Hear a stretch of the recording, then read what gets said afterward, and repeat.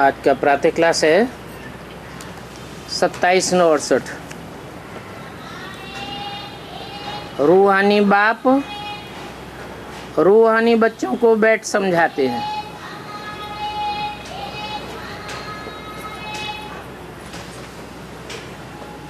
है तो रूहानी, लेकिन बैठ शब्द लगाया हुआ है, माने वो सुप्रीम सोल रूह कोई तन में बैठकर समझाने वाली है, और जिस तनधारी में बैठ के समझाती है वो भी रूहानी है, परंतु देहधारी भी है। स्मृति में है तो रूहानी है, विस्मृति में है तो देहधारी है। लेकिन समझाते कौन हैं? समझाने वाला रूहानी बेहद का बाप है, जो जिस्मानी स्टेज में रहने वाला है बीच बीच में, वो समझाने वाला नहीं है। और समझाते भी रूहानी बच्चों को हैं, जो रूह की स्टेज में बैठते हैं वो ही बच्चे समझते हैं। यहाँ बैठे बैठे एक तो तुम बाप को याद करते हो, क्योंकि वो बाप पतित पावन है। याद करने का तुम्हारा मकसद है पतित आत्मा से पावन आत्मा बनने का। उनको याद करने से ही पावन सतो प्रधान बनने की तुम्हारी अहम ऑब्जेक्ट है। उनको क्यों कह दिया? बैठा बोलने वाला ब्रह्मा के तन में, सुप्रीम सोल बोलने वाला है, तो मुझको कहना चाहिए। मुझको याद करने से पावन बनेंगे, क्योंकि सतो प्रधान बनने की तुम्हारी अहम ऑब्जेक्ट है। ऐसे क्यों नहीं कहा? इसलिए नहीं कहा कि जिस ब्रह्मा के तन में प्रवेश है वो तो आदि से लेकर के अंत तक आत्मिक स्टेज वाला नहीं बन पाता। देह की स्टेज पक्की रहती है मृत्यु पर्यंत, इसलिए सूक्ष्म शरीर के बंधन में बंधना पड़ता है। इसलिए कहा उनको याद करने से। किनको याद करने से? उनको माने दूर कर दिया, भविष्य की तरफ इशारा किया कि भविष्य में जिस मुकर्रर रथ में आप प्रवेश करके समझाता हूँ उसकी बात है। वो तुम्हारी अहम ऑब्जेक्ट है बाप समान बनने की। ऐसे नहीं, तुम्हारी सतो तक अहम है। नहीं, सतो प्रधान बनने की अहम ऑब्जेक्ट है, सतो प्रधान बनने का है। इसलिए बाप को भी जरूर याद करना है।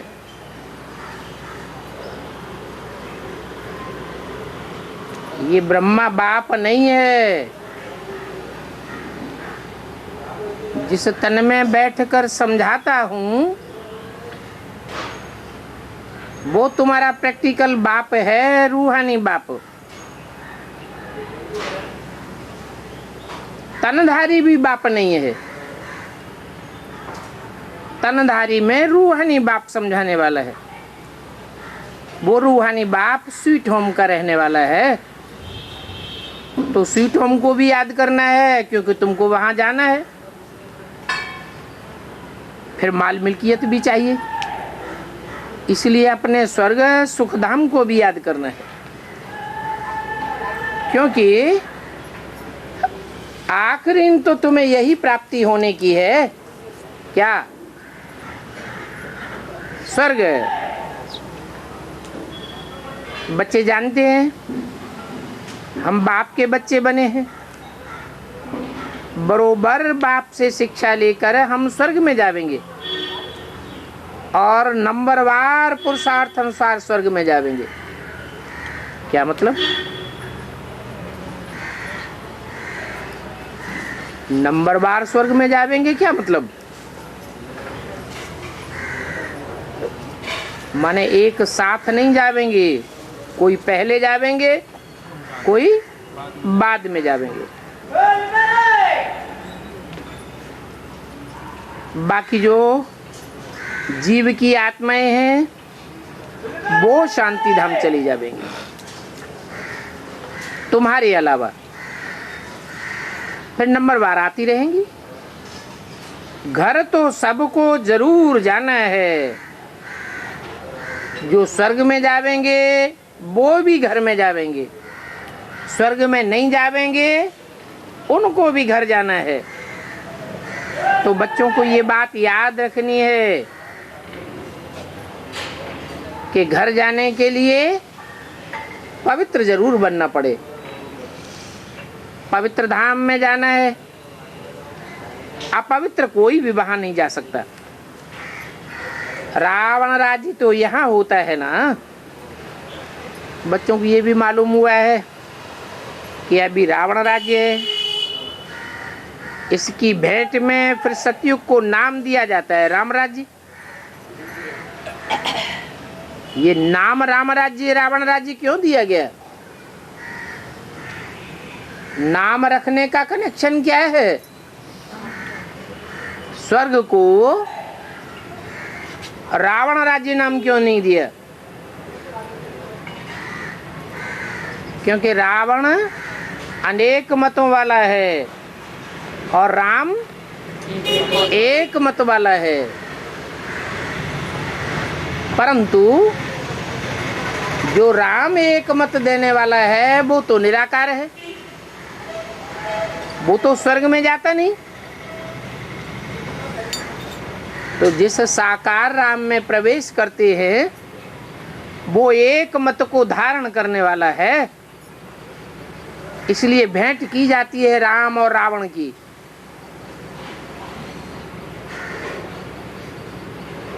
तो समझो रावण राज्य में आधी कलाएं कम हो जाती है। उससे पहले कहा जाता है सूर्यवंशी चंद्रवंशी। सतयुग त्रेता में है सूर्यवंशी चंद्रवंशी। जैसे क्रिश्चियन की एक ही डिनाइस्टी चलती है, वैसे ये भी एक डिनाइस्टी चलती है, परंतु उसमें सूर्यवंशी और चंद्रवंशी हैं। ये बातें कोई शास्त्रों में नहीं है, इन बातों को बाप बैठ समझाते हैं, जिसको ज्ञान अथवा नॉलेज कहा जाता है। स्वर्ग स्थापन हो गया, फिर नॉलेज की क्या दरकार? ये नॉलेज बच्चों को पुरुषोत्तम संगम युग पर सिखलाई जाती है। तुम्हारे सेंटर्स अथवा म्यूजियम आदि में ये जरूर बड़े बड़े अक्षरों में लिखा हुआ हो कि बहनों भाइयों, ये पुरुषोत्तम संगम युग है और ये युग एक ही बार आता है।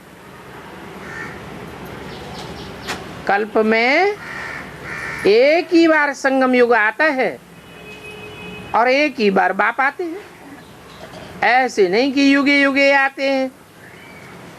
पुरुषोत्तम संगम युग का भी अर्थ नहीं समझते हैं।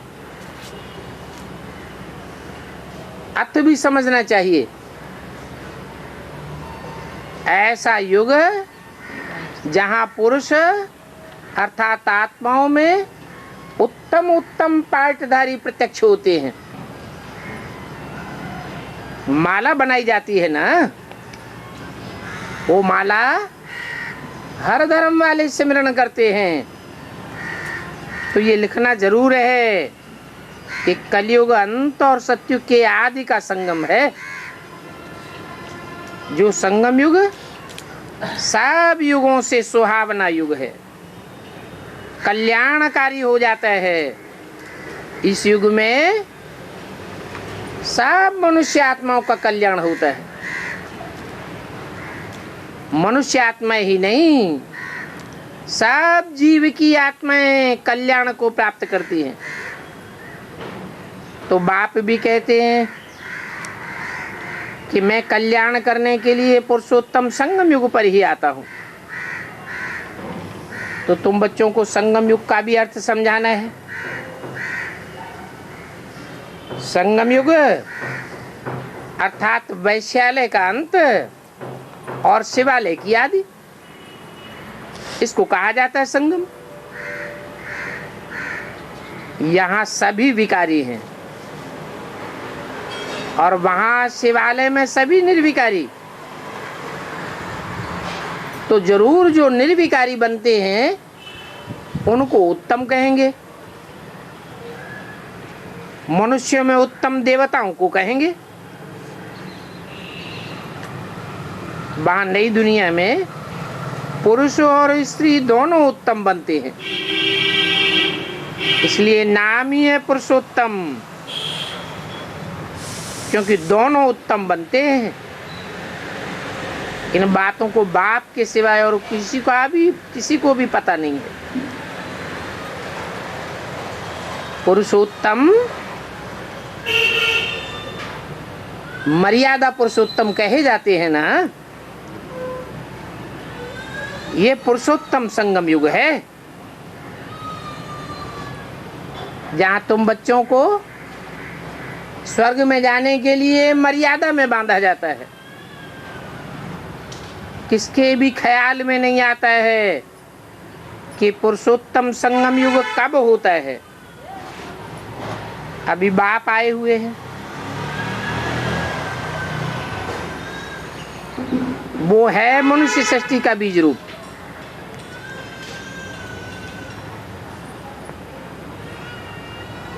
ये नहीं कहा मैं हूं मनुष्य सृष्टि का बीज रूप, क्या कहा? वो है मनुष्य सृष्टि का बीज रूप। जिस तन में मैं मुकर्रर रूप से आता हूं वो तनधारी मनुष्य सृष्टि का बीज रूप है। उनकी ही इतनी महिमा है, वो ज्ञान का सागर है, आनंद का सागर है, पतितों को पावन बनाने वाला है। कब? जब सुप्रीम सोल बाप उसमें मुकर्रर रूप से प्रवेश होते हैं। ये ज्ञान है, ज्ञान से ही सभी की सद्गति होती है। तो मुख्य ज्ञान क्या हुआ? मुख्य अज्ञान क्या हुआ? मुख्य ज्ञान हुआ कि मैं एक व्यापी हूं, मुकर्रर रथ में आता हूं, मैं सर्वव्यापी नहीं हूं। ऐसे तुम कह नहीं सकेंगे कि भक्ति से सद्गति होती है। 2500 वर्ष से भक्ति चली आ रही है, सद्गति तो किसी की हुई नहीं। सद्गति ज्ञान से ही होती है। शास्त्रों में भी लिखा है ऋते ज्ञानान्न मुक्ति। जब मुक्ति ही नहीं होती तो सद्गति भी नहीं होती, और ज्ञान से सभी की सद्गति होती है, और होती भी सतयुग में सतगति है। तो जरूर कहेंगे कलयुग का अंत और सतयुग का आदि। कितना क्लियर बात समझाते हैं। यहाँ नए नए भी आते रहते हैं, हूबहू आते रहते हैं जैसे कल्प कल्प आए हैं। राजधानी ऐसे ही स्थापन होनी है। तुम बच्चों को मालूम है हम खुदाई खिदमतगार हैं। खुदाई खिदमतगार अर्थात खुदा की श्रीमत पर चल कर के हम सारी दुनिया की खिदमत करते हैं। खुदा खुद खिदमत करने आते हैं। बच्चों को जब खिदमत की दरकार पड़ती है तो बाप को बुलाते हैं।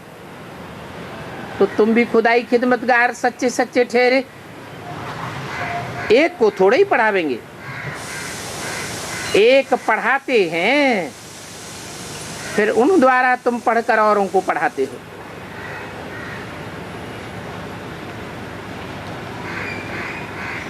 इसलिए यहाँ भारत में ही ईश्वरीय यूनिवर्सिटी खोलनी पड़ती है।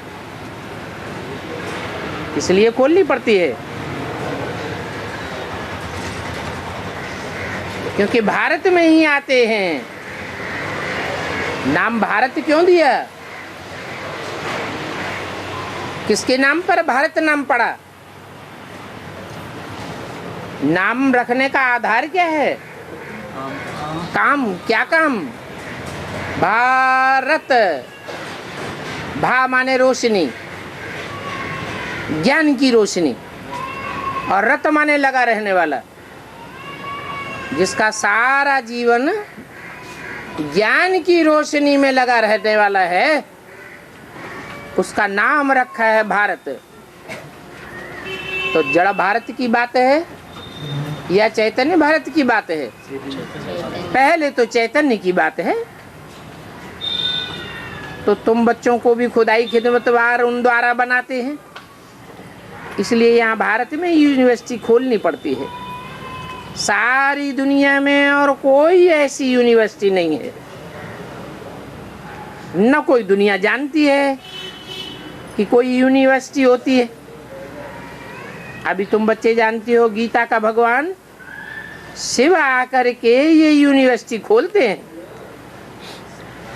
कौन सी यूनिवर्सिटी?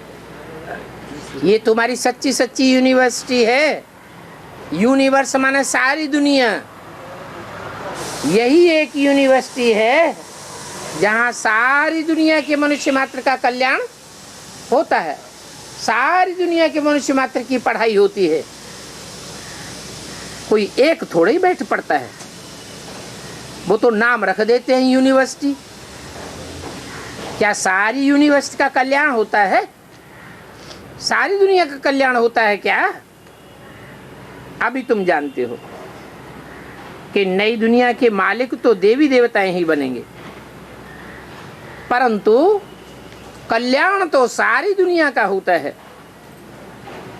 इस समय तुम जो सतो प्रधान बन गए हो, तो फिर तुमको सतो प्रधान बनना है। तुम इसी समय बने ना।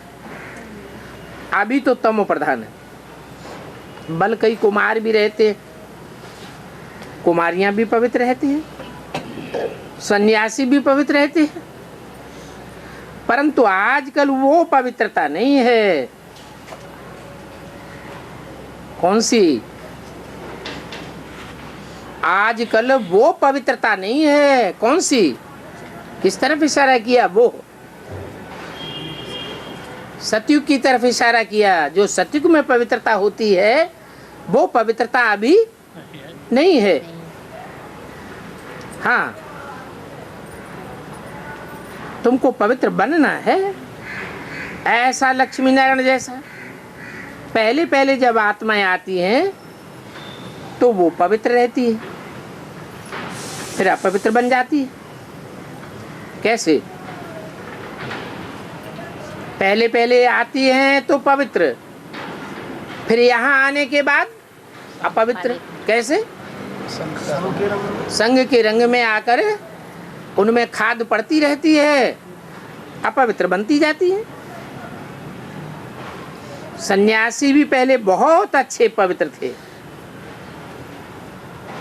अभी वो भी नहीं है। तो फिर तुम जानते हो सतो प्रधान सतो रजो तमो में सभी को पास होना होता है। अंत में तो सभी धर्म की आत्माएं तमो प्रधान बन जाती है। अभी बाप तो सन्मुख बैठ समझाते हैं, ये झाड़ तमो प्रधान जर्जरीभूत अवस्था को पाया हुआ है, पुराना हो गया है, तो इस पुराने झाड़ का जरूर विनाश होना चाहिए, क्योंकि ये वैरायटी धर्मों का झाड़ है। 27/68 की वाणी का दूसरा पेज। इसलिए कहते हैं विराट लीला बड़ा बेहद का झाड़ है। वो झाड़ तो जड़ होते हैं, बीज भी उनका जड़ होता है, और ये झाड़ तो चैतन्य मनुष्य सृष्टि का झाड़ है, इसका बीज भी चैतन्य है। ये तो जानते हो, जैसा बीज डाला जाता है वैसा झाड़ निकलता है। तो ये फिर वैरायटी धर्म, वैरायटी चित्रों का झाड़ है। फिर बीज एक है, ये वैरायटी है। सारी मनुष्य सृष्टि का जो झाड़ है उसका बीज एक है, ये वैरायटी बीज है। बीज तो एक ही है, फिर वैरायटी कैसे हो जाता है?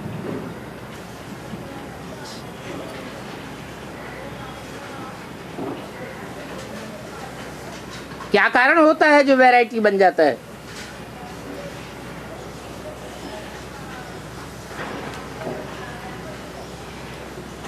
कोई बीज हो, उस बीज को पहाड़ पर बोया जाए, मानो आलू का ही बीज है, पहाड़ पर बोया जाएगा, फिर उसके बाद मैदान में बोया जाएगा, फिर वही आलू का बीज दक्षिण भारत में पहुंच गया, वहां बोया गया। दक्षिण भारत का जो बीज है आलू का, वो गैस पैदा करने लगा।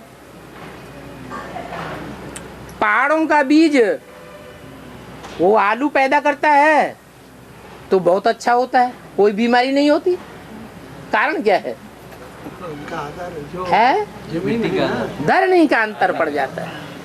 तो ये भी भले चैतन्य बीज है, लेकिन धरणी का अंतर पड़ जाता है। आदि से ही, स्वर्ग से ही अंतर पड़ गया। स्वर्ग में भी दो प्रकार के कुल होते हैं, सूर्यवंश और चंद्रवंश। तो शास्त्रों में दिखाया है कि सृष्टि की जब शुरुआत हुई तो कश्यप ऋषि से देवता भी पैदा हुए और राक्षस भी पैदा हुए, दैत्य भी पैदा हुए। क्यों? बीज तो एक ही है। फिर वैरायटी पैदाइश क्यों होने लगी? क्या कारण हुआ? क्योंकि जो धरणी माता है वो अलग अलग स्वभाव संस्कार की हो गई। दिति अर्थात स्वभाव संस्कार में फाड़ने वाली, विविचारिणी धरणी, और अदिति अर्थात जो स्वभाव संस्कार है वो समेटने वाली। कहते भी हैं घर की धरित्री अच्छी हो तो सारा घर बांध के रख दे, संगठित करके बना दे, सारे घर की यूनिटी बन जाती है। धरित्री अच्छी नहीं हो तो सारे घर में वैश्यालय जैसा वातावरण बन जाता है। तो ये भी सारी मनुष्य सृष्टि का बीज तो एक ही है, परंतु जैसी जैसी धरणी में आता जाता है वैसा वैसा उसका रूप और उससे जो रचना होती है वो बदलती जाती है। तो वैरायटी चित्र बन गए।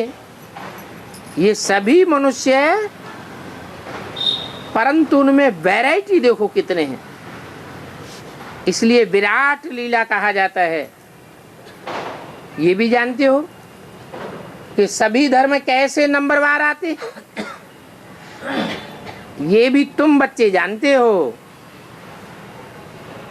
नंबरवार धर्म का क्या मतलब हुआ? ओल्ड इज गोल्ड कहा जाता है। जितना पुराना धर्म होगा उतना ही सच्चाई उसमें भरी हुई होती है। जितना नया होता है उतना कम पावरफुल होता है। तो नंबरवार ही सबको वापस जाना है। नंबरवार ही आत्मा इस सृष्टि पर आकर के पार्ट बजाती है और नंबरवार ही सबको वापस जाना होता है, फिर आना है। ये ड्रामा बना हुआ है कुदरती ड्रामा। और कुदरती यह एक ही ड्रामा है जिसमें इतनी छोटी सी आत्मा अथवा इतना छोटा परमात्मा, परंतु उनमें पार्ट कितना भरा हुआ है। परम और आत्मा दो शब्दों को मिलाकर परमात्मा कहा जाता है। क्या दो शब्द मिलाने से क्या अंतर हो गया? आत्मा में और परमात्मा। जैसे कहते हैं गुड, बेटर, बेस्ट, तो बेस्ट जैसे अंग्रेजी में कहा जाता है, वैसे ही हिंदी में उत्तम ते उत्तम कहा जाता है। तो आत्माओं में, पार्ट बजाने वाली आत्माओं में जो उत्तम पार्ट बजाने वाली आत्मा है उसको क्या कहा गया? परमात्मा। तुम उनको कहते हो बाबा, मुझको नहीं कहते हो बाबा, उनको कहते हो बाबा। क्यों? हम शिव बाबा को बाबा नहीं कहते। बोलने वाला कौन है यहाँ? शिव बोलने वाला है। वो कहता है तुम उनको कहते हो बाबा, मुझको बाबा नहीं कहते हो। मैं तो असल में बिंदु हूँ, मेरी बिंदी का नाम शिव है। मैं तुम्हारा बाबा ग्रैंडफादर नहीं हूँ। तुम बिंदु बिंदु आत्माओं का मैं ग्रैंडफादर हूँ क्या? कि बिंदी का बाप बिंदी, फिर उस बिंदी का बाप, ऐसे है क्या? ऐसे तो नहीं है। तुम सब बिंदी बिंदी आत्माएं, तुम रूह हैं और तुम्हारा रूहानी बाप। तो एक बाप का कनेक्शन सब रूहों से बाप और बच्चे का है। मैं तुम्हारा ग्रैंडफादर नहीं हूँ। ग्रेट ग्रेट ग्रैंडफादर जो कहा जाता है वो मैं नहीं हूँ। कौन है? सृष्टि का बाप। जिसमें मैं मुकर्रर रूप से प्रवेश करता हूँ वो है तुम्हारा ग्रेट ग्रेट ग्रैंडफादर। जो इब्राहिम, बुद्ध, क्राइस्ट हैं वो भी ग्रेट है, महान धर्म पिताएं हैं, परंतु मैं उनका डायरेक्ट बाप नहीं हूं। क्या?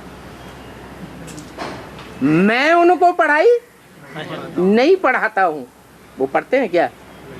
सुप्रीम सोल से पढ़ते हैं? नहीं। वो किससे पढ़ते हैं फिर? उन धर्म पिताओं को या उनके फॉलोअर्स को राजाई किससे मिलती है? मेरे से मिलती है। मैं भिखारी दुनिया की राजाई देता हूं क्या? देता हूं? मैं नहीं देता। फिर कौन देता है? ग्रेट ग्रेट ग्रैंडफादर है? Great great grandfather. उनको भी अपने जिस्मानी बाप से राजाई मिलती है। तो मैं बेहद का बाप हूँ और जिसमें प्रवेश करता हूँ वो भी मनुष्य सृष्टि का बेहद का बाप है। उसे एडम, आदम कहते हैं, आदिदेव कहते हैं। तो वो तुम्हारा बाबा है।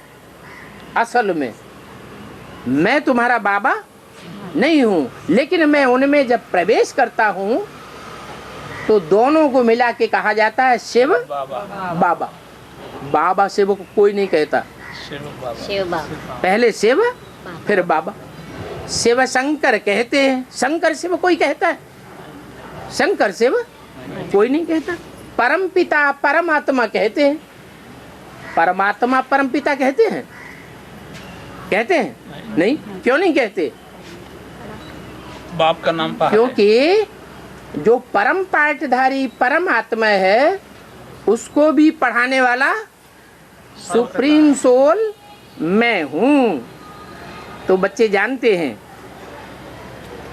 कि पाठ तो सारा आत्मा ही बजाती है। इस बात को मनुष्य नहीं जानते हैं। मनुष्य क्या जानते हैं? मनुष्य तो अपने को देह समझते हैं, तो वो समझते हैं कि हम देहधारी ही पार्टधारी है। वास्तव में ये देह तो कपड़ा है, और इस देह में बैठी हुई देही वो आत्मा पार्टधारी है। तो मनुष्य तो कह देते हैं आत्मा निर्लेप है, आत्मा के ऊपर कोई लेप छेप नहीं चढ़ता। क्यों कह देते हैं? समझते हैं कि आत्मा अविनाशी है, इसलिए आत्मा में तो कोई परिवर्तन हो नहीं सकता।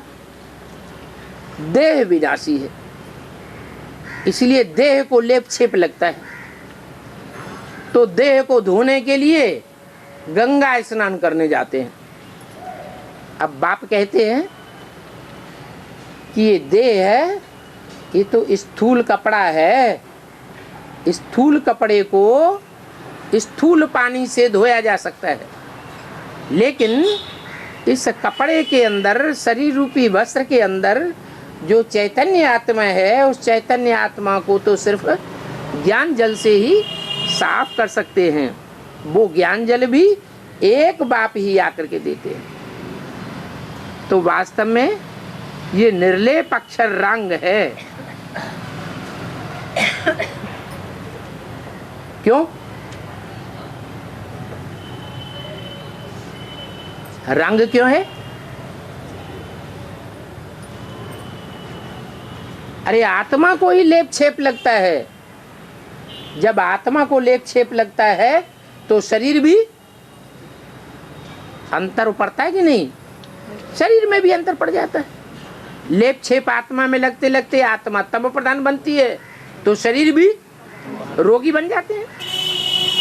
तो ये बड़े बड़े अक्षरों में लिख देना चाहिए कि आत्मा निर्लेप नहीं है, आत्मा को ही लेप छेप लगता है।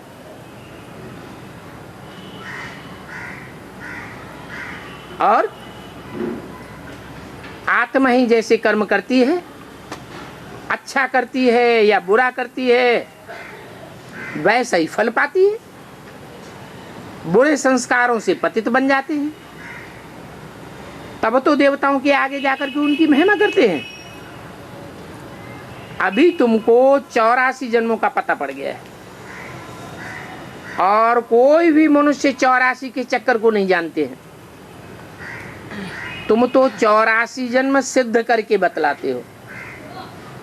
क्या वो 84 लाख जन्म बताते हैं? मनुष्य 84 लाख योनियों में चक्कर लगाता है, परंतु वो सिद्ध नहीं करके बताते हैं। और तुम तो काउंटिंग करके बताते हो कि 8 जन्म सतयुग में, त्रेता में 12 जन्म, द्वापर में 21 जन्म, और कलयुग में एवरेज आय बहुत कम हो जाती है, इसलिए वहां 42 जन्म होते हैं। एक जन्म संगम युग का, टोटल मिलाकर 84 का चक्कर है। 84 के लाख के चक्कर को तो दुनिया में कोई सिद्ध कर ही नहीं सकता। तुम बतलाते हो ये शास्त्र सब झूठे हैं। क्यों? शास्त्र रचना है या रचयिता है? रचना है। रचयिता झूठा होगा तो रचना भी झूठी होगी। इन शास्त्रों को जिन्होंने रचा वो रचने वाले मनुष्य थे या भगवान था? जो भी धर्म पिताएं आते हैं, धर्म स्थापन करते हैं, क्या शास्त्र लिखते हैं? क्या क्राइस्ट ने बाइबल की रचना की? क्या गुरु नानक ने गुरु ग्रंथ साहब लिखा? नहीं। मोहम्मद साहब ने कुरान लिखी? नहीं।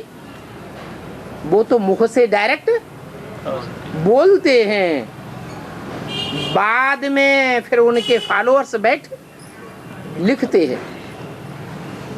तो जो लिखने वाले हैं वो कंप्लीट है या उनका धर्म पिता अपने धर्म में कंप्लीट था?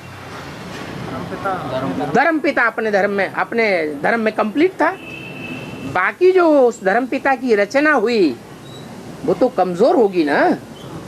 रचयिता के मुकाबले रचना हमेशा कमजोर होती है। वो कमजोरी उन शास्त्रों में आ जाती है।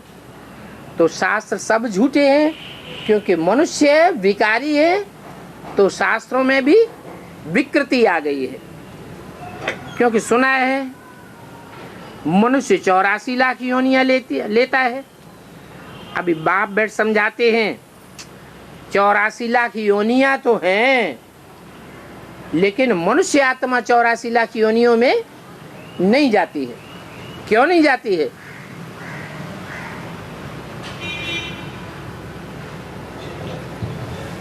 कारण क्या है? अरे मनुष्य योनि में ही सारे पाप भोगे जा सकते हैं, सब प्रकार के दुख भोगे जा सकते हैं, तो दूसरी योनि में जाने की क्या दरकार? मनुष्य ज्यादा दुखी होता है, ज्यादा सुखी होता है कि दूसरी योनियां ज्यादा दुखी और सुखी होती हैं? मनुष्य ज्यादा दुखी और सुखी होता है। क्यों? क्योंकि मनुष्य में ज्यादा इंद्रियां हैं। सुख और दुख कैसे भोगा जाता है?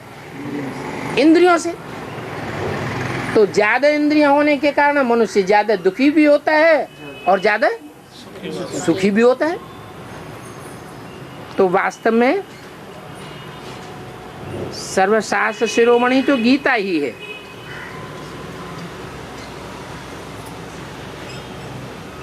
और गीता रचना है या रचयिता है? रचना है। गीता माता है।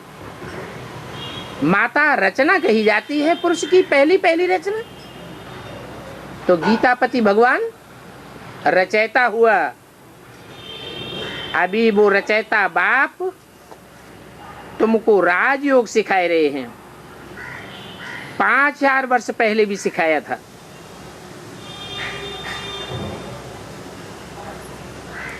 महाभारत में ग्रंथ में ये बात लिखी हुई है कि महाभारत युद्ध हुए कितने साल हो गए? 5000 साल हुए। ये बात सच्ची है। बाकी ये बात झूठी है कि द्वापर के अंत में भगवान ने आकर के महाभारत युद्ध कराया। एक बात सच्ची और दूसरी बात झूठी। झूठी क्यों? झूठी इसलिए कि द्वापर के अंत में भगवान आवेगा तो क्या पापी कलयुग की स्थापना करके जावेगा? भगवान उत्थान करने के लिए आता है या भगवान पतन करने के लिए आता है? उत्थान करने के लिए आता है। नहीं तो भगवान को दुनिया में कौन मानेगा? सारी दुनिया तो भगवान को याद करती है। तो जरूर भगवान ने आकर के सारी दुनिया का कल्याण किया है।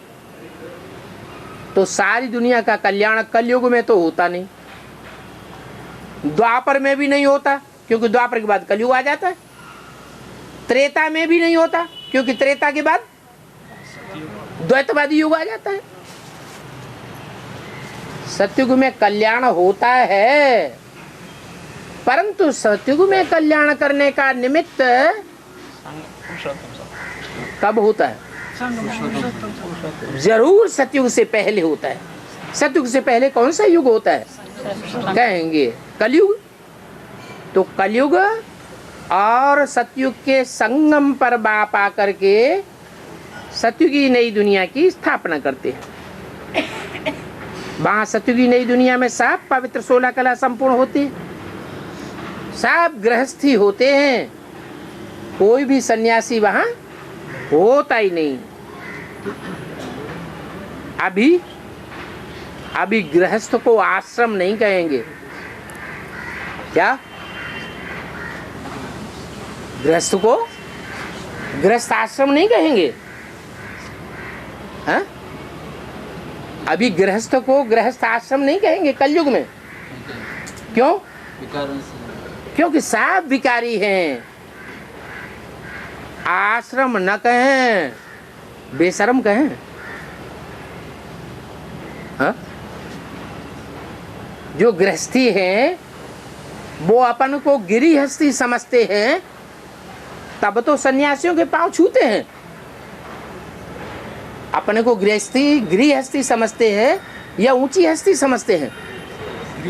गिरिहस्थी समझते हैं। देवताओं के जाके माथा टेकते हैं, मंदिरों में जाते हैं, मस्जिदों में जाते हैं, ठिकानों में जाते हैं, कहाँ कहाँ ठोकरें खाते हैं, तो गिरी हुई हस्ती समझते हैं ना। तो बेशरम है या आश्रम वाले हैं? क्या है? जाकर देवताओं के आगे कहते भी हैं क्या? तुम पावन हो, तुम ऐसे हो, तुम वैसे हो, हम नीच कपटी पापी है। तो बेशरम हुए ना। अभी इनको आश्रम नहीं कहेंगे, इनको गृहस्थियों को आश्रम नहीं कहेंगे, क्योंकि सब अधर्मी बन पड़े हैं। धर्म से अधर्म में आ जाते हैं, अर्थात विकारी बन जाते हैं। इस खेल को तुम बच्चे समझ गए हो। ये बेहद का ड्रामा है जो हर 5-4 वर्ष बाद रिपीट होता रहता है। लाखों वर्ष की तो बात कोई समझ भी नहीं सकता है। ये तो जैसे कि कल की बात हो गई। तुम शिवालय में थे, आज वैश्यालय में हो, कल फिर शिवालय में होंगे। सतयुग को कहा जाता है शिवालय, क्यों? शिव माने भगवान और आलय माने घर, भगवान का घर। तो भगवान के घर में भगवान होना चाहिए। वहां सतयुग में शिवालय अगर कहें तो वहां भगवान होता है? भगवान तो होता नहीं, फिर शिवालय क्यों कहते हैं? भगवान स्थापन करने का कहते। हाँ, क्योंकि शिव आकर के वो आलय स्थापन करते हैं जहाँ शिव के बच्चे देव आत्माएं राज्य करते हैं। त्रेता को भी शिवालय कहा जाता है, त्रेता को भी वैश्यालय नहीं कहेंगे। तुम जानते हो कितने वर्ष वहां रहेंगे? पुनर्जन्म में तो आना ही होता है। इनको कहा जाता है राम राज्य। वहां विकारों का नाम निशान नहीं होता। क्या? कई का नाम निशान नहीं होता? वि माने विपरीत, कार माना कार्य। भगवान ने जो कार्य करना सिखाया, उन कार्यों के विपरीत कोई कार्य वहां नहीं होता है। ऐसा मुसलमानों के ग्रंथ में भी ये बात लिखी हुई है। क्या क्या बात लिखी हुई है? कि अल्लाह मियाँ ने आदम और हवा को बहिश्त बख्शीश दी कि बहिश्त में जाकर के रहो, लेकिन शर्त लगा दी। क्या शर्त लगा दी? भले वहां रहना, लेकिन वो बाड़ी का फल नहीं खाना। क्या? उस फल का नाम दिया उन्होंने गंदुम। वो गंदुम फल अगर खावेंगे तो पतित हो जाएंगे। मुसलमानों ने उस गंदुम का अर्थ किया है गेहूं, व्हीट। वो क्या हुआ? वो आकार है स्त्री का आकार। वो स्त्री के आकार को अगर भोगेंगे तो तुम स्वर्ग से वैश्य से नीचे गिर जाओगे।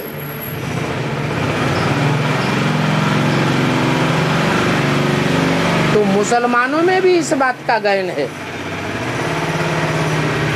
परंतु मुसलमानों ने तो बिल्कुल उस बात को छोड़ दिया। उनकी तो बुद्धि में ही वो बात आती नहीं। तो वहां विकार नहीं होता, वहां कोई नगन नहीं होते हैं। नगन होने की बात नहीं है। बच्चों ने बुलाया ही इसलिए है बाप को कि हे बाबा हमको नंगा होने से बचाओ। फिर आधा कल्प तुम कब नगन नहीं होंगे। शास्त्रों में बैठ कथाएं लिखी हैं द्रौपदी की, कि भरी सभा में द्रौपदी को नंगन किया। अब ऐसे कोई थोड़ा ही होता है, और एक द्रौपदी की बात थोड़ा ही है, यहाँ तो तुम सब द्रौपदियाँ हो। बच्चों ने बुलाया ही इसलिए है कि बाबा आओ और हमको नंगन होने से बचाओ। ये दुर्योधन दुशासन जबरियन हमारे साथ गुस्ताखी करते हैं। ये दुर्योधन दुशासन हमारे साथ बाहुबल दिखाते हैं। नंगन होने से बाप ने जरूर बचाया है, बाकी साड़ी की बात नहीं है। साड़ी माना शरीर रूपी वस्त्र। बाप तुमको 21 जन्म नंगन होने से बचाए देते हैं, अर्थात 21 जन्मों के लिए तुमको 21 साड़ियां देते हैं। साड़ी माना कपड़ा वस्त्र। वहां तुम काब नंगन नहीं होंगे। आधा कल्प तुम पतित बनेंगे ही नहीं। तो देखो बाप गृहस्थियों को आकर के नंगन होने से बचाते हैं। सन्यासी तो कहते हैं स्वर्ग के सुख कागविष्टा समान, वो तो स्वर्ग में जाना ही पसंद नहीं करते, तो गृहस्थियों को आकर बचाते। बाप कहते हैं गृहस्थ व्यवहार में रहते कमल फूल समान रहो। कुमार और कुमारियां तो पवित्र ही होते हैं, उनको फिर समझाया जाता है गृहस्थ व्यवहार में जाना ही क्यों, जो पवित्र होने के लिए तुमको पुरुषार्थ करना पड़े।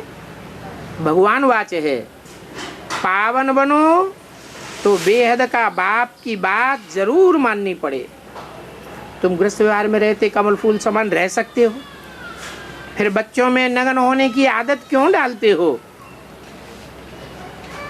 मतलब कोई ऐसे भी ज्ञान में चलने वाले होते हैं, खुद तो कहते हम स्वर्ग में जावेंगे, रोज भगवान का क्लास बैठ पढ़ेंगे, सुनेंगे, समझेंगे, पुरुषार्थ करेंगे, बच्चों को शादी कराई देते हैं। तो बाप डोरापा देते हैं क्या है? गृहस्थ व्यवहार में तुम कमल फूल समान रह सकते हो। जब रह सकते हो तो फिर बच्चों में नंगन होने की आदत क्यों डालते हो? बच्चों में अगर नंगा होने की आदत डालेंगे तो बच्चे तुमको भी नीचे घसीट ले जाएंगे, उनके पतित होने का असर तुम्हारे ऊपर भी पड़ जाएगा। एक सीधी सी बात है, माँ बाप कहें हम स्वर्ग में जावेंगे, बच्चों को नरक में ढकेलेंगे, तो माँ बाप का कल्याण होगा? माँ बाप का कल्याण हो ही नहीं सकता। बाप कहते हैं ये लोकलाज कुल की मर्यादा छोड़नी पड़े। जो माँ बाप खुद ज्ञान में चलते हैं, बच्चों की शादी कराते हैं, वो किससे प्रभावित होकर कराते हैं?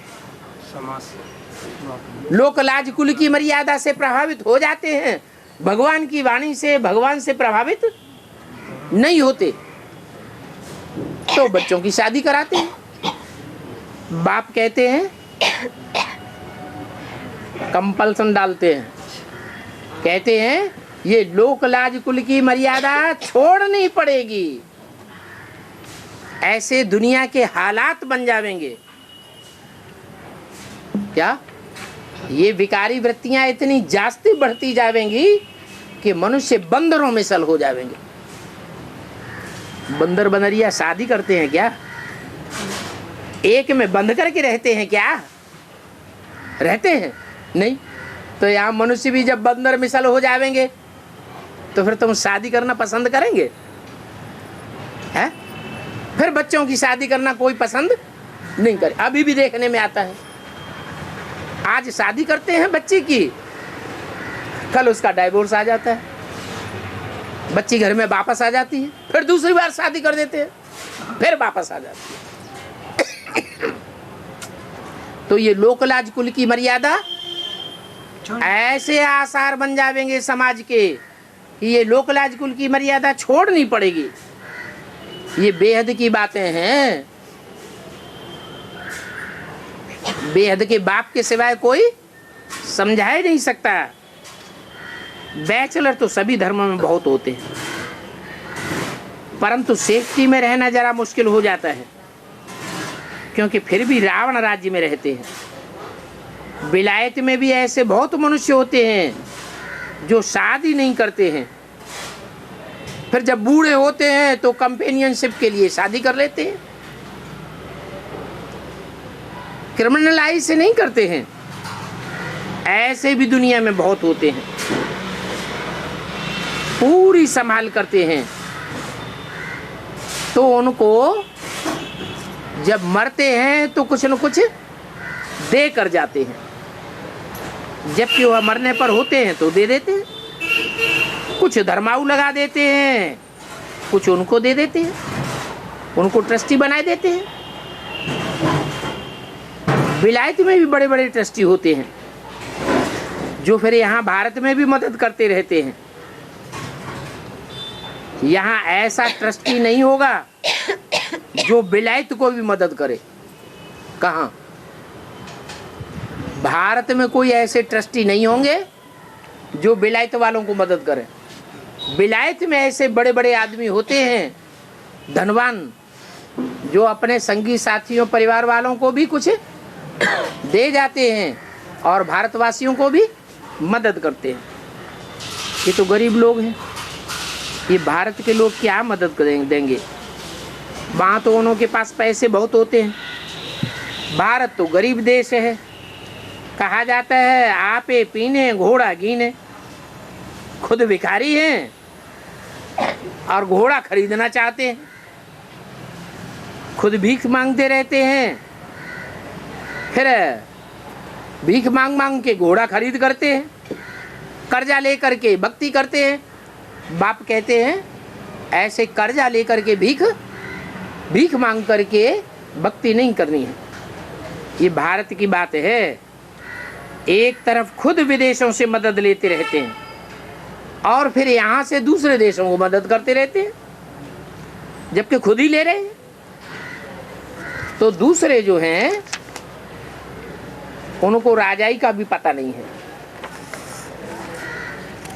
जब खुद मदद लेते रहते हैं दूसरों से, तो दूसरों को तुम मदद दे कैसे सकते हो?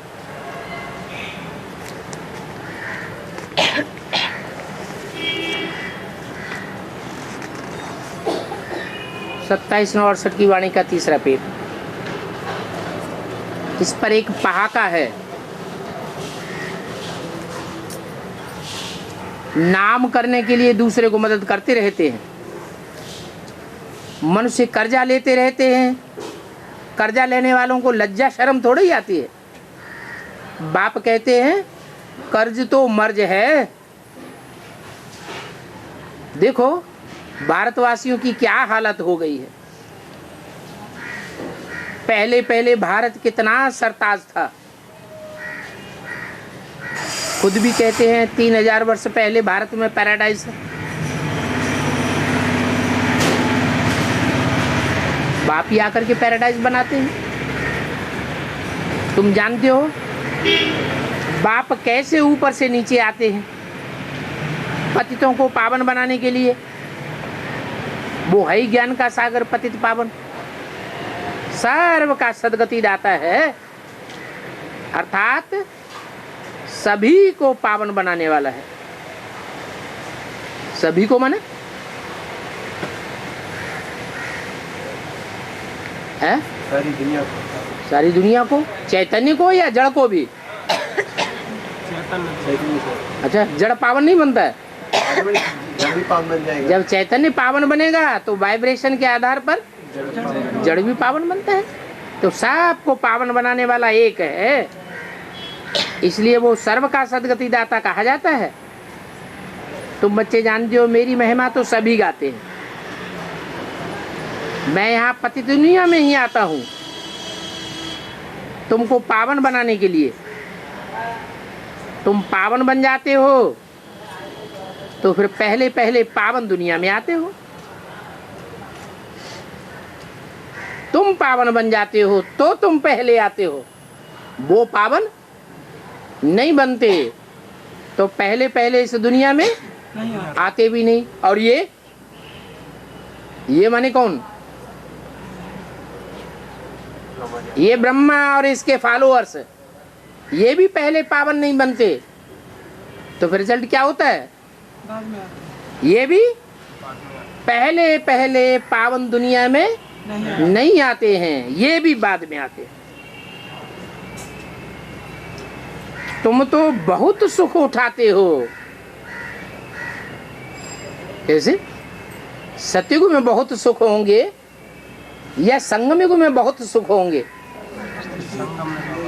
क्यों? क्योंकि संगम में डायरेक्ट बाप से कनेक्शन। अच्छा, यहाँ कभी रोना रोना नहीं हो जाता है तो बहुत सुख कैसे कहेंगे? यहाँ पहचान की बात होता है, है? यहाँ पहचान की बात होता है, वहाँ पहचान की इतना बात नहीं होता है। पहचान ठीक है, तुमने पहचान लिया तो रोते क्यों हो कभी कभी बीच बीच में? पिछले जन्म के सब किताब है। तो बहुत सुखी नहीं हुए ना। बहुत सतयुग में तो रोते भी नहीं कभी। लेकिन बाबा भगवान के आने से जो सुख मिलता है, जो खुशी मिलती है, तो उस समय बहुत सुख मिलता है, बहुत सुख मिलता है। बहुत सुख मिलता है उस समय। फिर उसी क्षण थोड़ी देर के बाद जब भगवान को भूल जाते तो दुख मिलता है। हाँ, तो इसका मतलब अब दोनों पलड़े में रखो, बहुत सुख मिला फिर बहुत दुख मिला तो बराबर हो गया। फायदा क्या हुआ? तो सतयुग में ज्यादा सुख हुआ या संगम में ज्यादा सुख हुआ? संगम युग में। अरे सतयुग में बाबा कहते हैं अभी दुखों के पहाड़ गिरेंगे। फिर भी सतयुग में जो हमेशा मेटा खाते हैं तो मेटा का खुशी नहीं मिल सचुग में भगवान मिलता नहीं। चलो भगवान नहीं मिलता, लेकिन सुखी तो वहाँ रहते हैं। दुख को नाम निशान नहीं होता। वहाँ आत्मिक स्थिति में रहता है ना। हाँ, वहाँ आत्मिक स्थिति में रहते हैं, यहाँ आत्मिक स्थिति में सदा काल नहीं रहते। हाँ, सदा काल तो ज्यादा सुख कहाँ हुआ? आत्मिक स्थिति से ही सुख होता है ना। तो सतयुग में ज्यादा सुख हुआ या यहाँ ज्यादा सुख हुआ? सतयुग में ज्यादा सुख हुआ। ये उल्टी बात कर रहे। वो जैसे गुरुजी होते हैं ना, वो कहेंगे तो कहेंगे सत्यवचन महाराज, जो गुरु ने कहा वो सत्यवचन महाराज। यहाँ भी बाबा बोल रहे हैं? तुम वहाँ बहुत सुख उठाते हो। कहाँ? स्वर्णिम संगम में अतीन्द्रिय सुख मिलता है। तुम पावन बन जाते हो तो फिर पहले पहले पावन दुनिया में आते हो, तुम वहाँ बहुत सुख उठाते हो। वो बाद में आते हैं, वो उतना सुख माने ब्रह्मा बाबा और ब्रह्मा बाबा की जनरेशन और फॉलोअर्स सतयुग में इतना सुख नहीं उठावेंगे, और तुम उनसे भी जास्ती सुख उठाते हो। तो उठाते हो संगम युग में।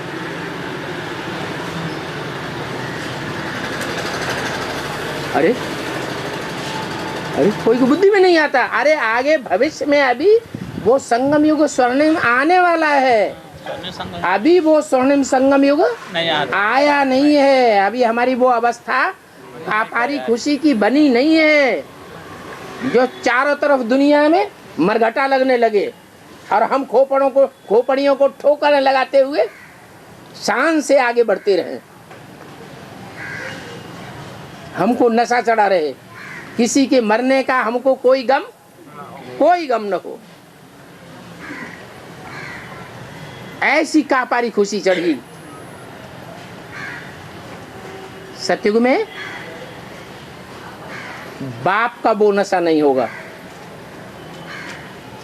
यहाँ हमको ऐसा भी टाइम आएगा जहाँ हमें इतना नशा चढ़ा हुआ होगा, ये सब बाप के बच्चे नहीं हैं जो मरे पड़े हैं। ये दुर्योधन दुशासनों की औलाद हैं, कौरव और यादव संप्रदाय हैं, नास्तिक संप्रदाय हैं, और हम बाप के बच्चे हैं। हम असल में ना आस्तिक हैं। हमने बाप को पहचाना है और इन्होंने बाप को नहीं पहचाना है। तो हमें जो खुशी चढ़ेगी वो खुशी सतयुग के देवताओं को नहीं होगी।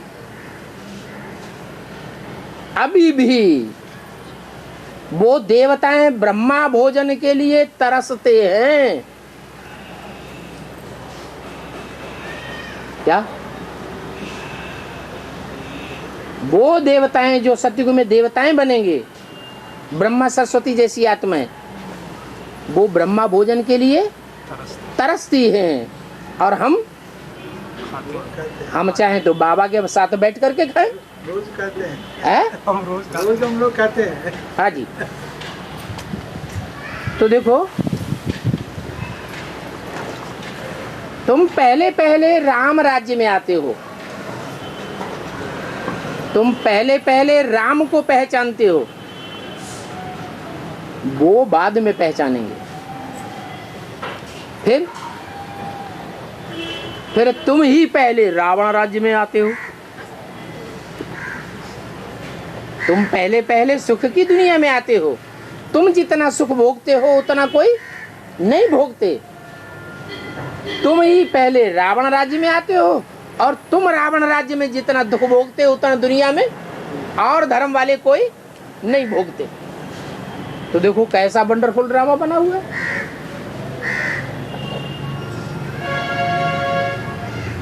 हम नरकवासियों के भी सरदार सरताज और स्वर्गवासियों के भी सरताज। ओम शांति।